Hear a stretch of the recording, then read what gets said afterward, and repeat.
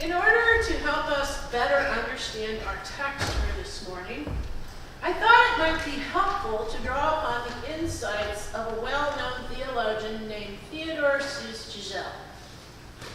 You may, of course, be more familiar with him by his pen name, Dr. Seuss. In 1961, Dr. Seuss wrote what turned out to be one of the most influential stories of my young lifetime, and that was his most important work entitled simply The Sneetches. It begins like this. Now the star-belly Sneetches had bellies with stars. The plain-belly Sneetches had none upon theirs. Those stars weren't so big, they were really so small. You might think such a thing wouldn't matter at all. But because they had stars, all the star-belly Sneetches would brag, "We're the best kind of Sneetch on the beaches."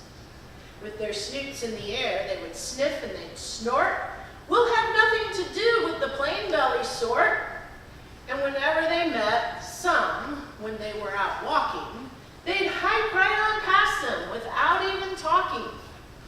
When the star-belly children went out to play ball, could a plain belly get in the game? Not at all. You could only play if your bellies had stars, and the plain belly children had none upon theirs. When the star-belly Sneetches had Frankfurter roasts, or picnics, or parties, or marshmallow toasts, they never invited the plain belly Sneetches. They left them out in the cold, in the dark of the beaches. They kept them away, never let them come near, and that's how they treated them, year after year. Now, I get that we're dealing with some pretty heavy stuff when we start delving into the theology of Dr. Seuss, but I think that we can handle it because Dr. Seuss describes perfectly the sense of superiority the star-bellied Sneetches felt toward the plain bellies. And if you have ever attended elementary school, you have probably experienced, or at least witnessed, that superiority up close and personal. Remember how we used to divide up on the playground for games of dodgeball? There were, of course, the athletic kids who always got picked right away, and then there were the ones like me, who couldn't throw very well, who were not agile, and they always got picked last. It was about the most humiliating thing imaginable for a kid that age, standing there and feeling the rejection as one by one everyone else was chosen ahead of you, and then finally being chosen yourself, but only in the sense that whichever team you landed on, that was the team that was stuck with you. Does that sound familiar to anyone else? Well, thankfully things got better in high school, right? Wrong. At least at my high school, the divisions multiplied and were even worse. We must have had a dozen categories a person could land in, but only the best and the brightest had stars on their bellies, which was the one thing that the rest of us coveted the most. We all wanted stars on our bellies, and we would do just about anything to have them, just like the Sneetches. The Sneetches are a race of beings who spend considerable amounts of time on the beaches. There is nothing to differentiate one Sneetch from another, other than some have stars on their bellies and some do not. This contrast leads to much unhappiness and civil discontent. The Sneetches with stars believe themselves to be the best kind of Sneetches on the beach, and the ones without stars are inferior, which explains why they do not get invited to any of the Frankfurter roasts. Well, one day, a darkly mysterious character, McMonkey McBean, arrives and offers to add stars to the Sneetches without. Over time, McMonkey McBean drains the Sneetches of all their money in their frantic pursuit to be better than the other Sneetches, by first having stars, then not having stars, then having stars again. In the end, McBean leaves with all the money, and the Sneetches are left staring at each other, no longer certain who is who. Such silly, childish stuff. Thank God people grow out of all that by the time they're adults, right? Wrong again. Because by then, by the time we become adults, all of this seems like normal behavior.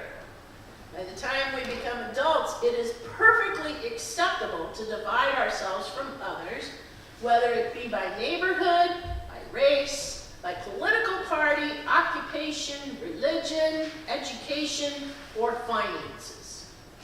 Actually, I'm not so sure we ever completely outgrow the tendency to divide ourselves from one another.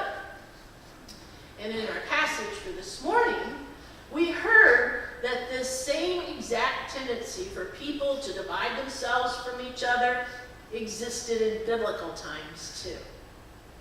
You can see it in Peter's reaction to the food that he saw spread out on the sheets in his vision. It was food that he had been taught never to eat.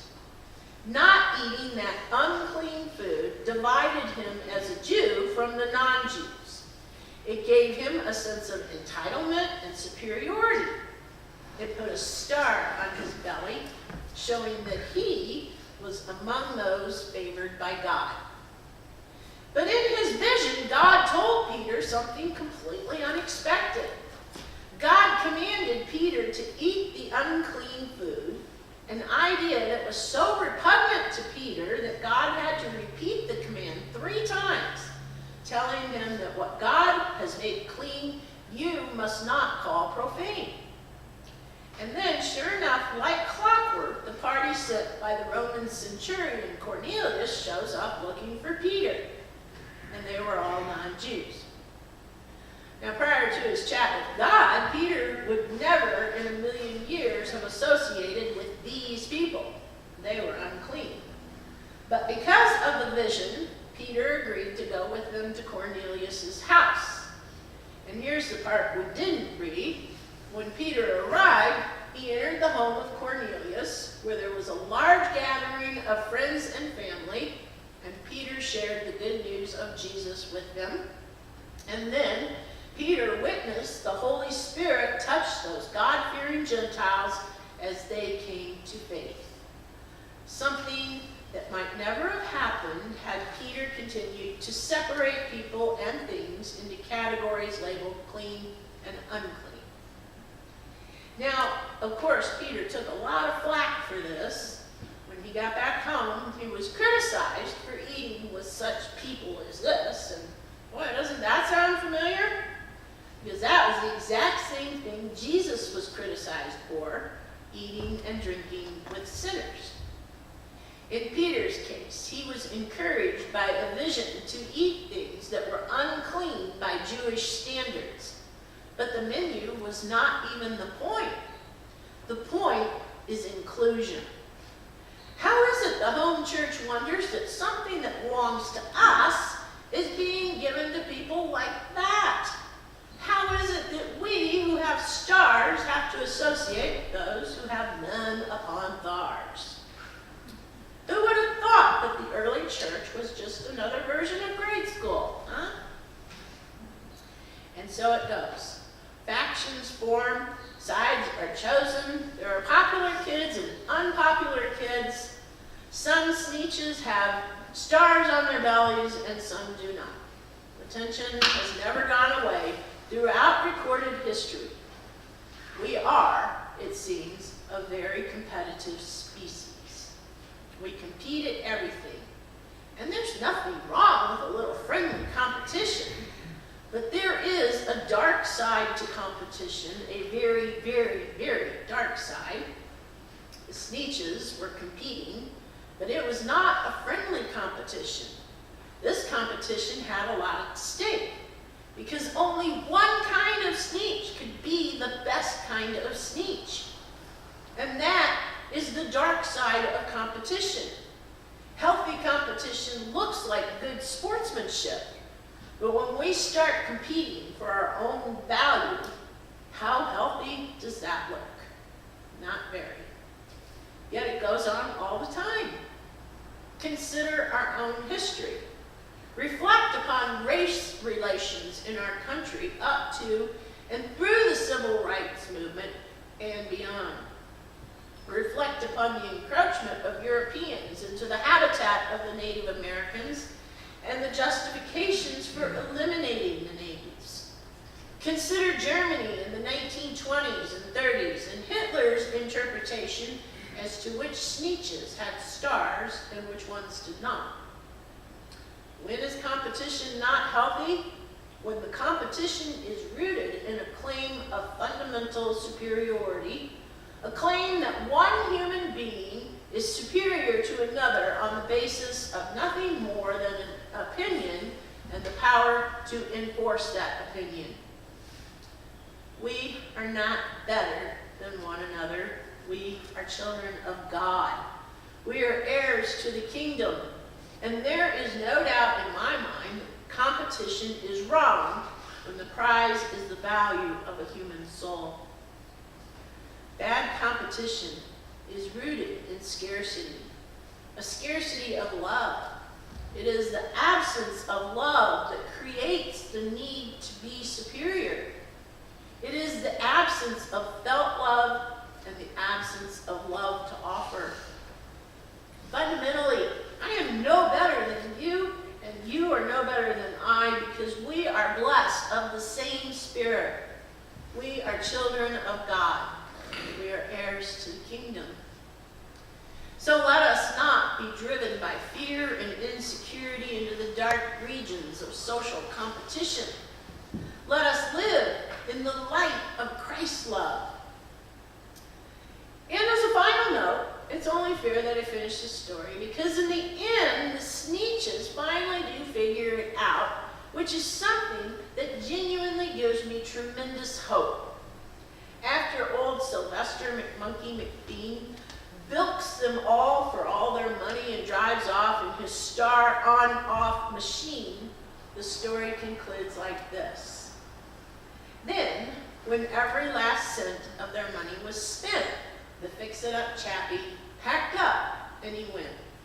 And he laughed as he drove in his car up the beach. They'll never learn. You can't teach a Sneetch. But McBean was quite wrong, I'm happy to say, that the Sneetches got really smart on that day, the day they decided that Sneetches are Sneetches, and no kind of Sneetch is the best on the beaches. That day, all the Sneetches forgot about stars, and whether they had one or not upon bars. May it be with you all, according to God's word. Amen.